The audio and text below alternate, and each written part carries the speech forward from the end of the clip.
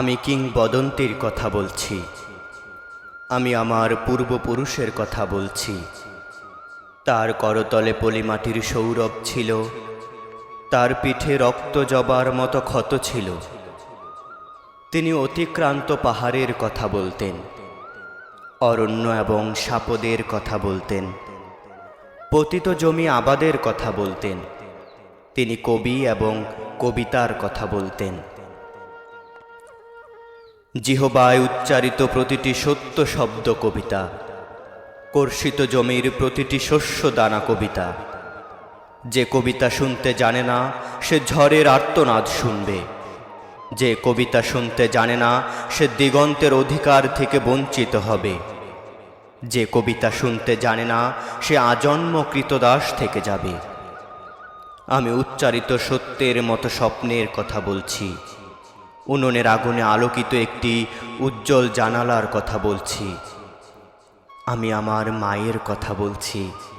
তিনি বলতেন, প্রবহমান নদী যে সাঁতার জানে না তাকেও ভাসিয়ে রাখে। যে কবিতা শুনতে জানে না সে নদীতে ভাসতে পারে না। যে কবিতা শুনতে জানে না সে মাছের সঙ্গে খেলা করতে পারে না।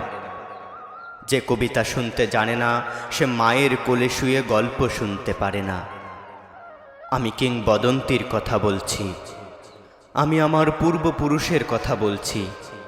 আমি বিচলিত স্নেহের কথা বলছি। গর্ভবতী বোনের মৃত্যুর কথা বলছি। আমি আমার ভালোবাসার কথা বলছি। ভালোবাসা দিলে মা মরে যায়। যুদ্ধে আসে ভালোবেসে মায়ের ছেলেরা চলে যায়। আমি আমার ভাইয়ের কথা বলছি। যে কবিতা শুনতে জানে না সে সন্তানের জন্য মরতে পারে না। যে কবিতা শুনতে জানে না সে ভালোবেসে যুদ্ধে যেতে পারে না। যে কবিতা শুনতে জানে না সে সূর্যকে হৃৎপিণ্ডে ধরে রাখতে পারে না। আমি কিংবদন্তির কথা বলছি। আমি আমার পূর্বপুরুষের কথা বলছি। তার পিঠে রক্ত জবার মতো ক্ষত ছিল, কারণ তিনি কৃতদাস ছিলেন। আমরা কি তার মতো কবিতার কথা বলতে পারবো? আমরা কি তার মতো স্বাধীনতার কথা বলতে পারবো?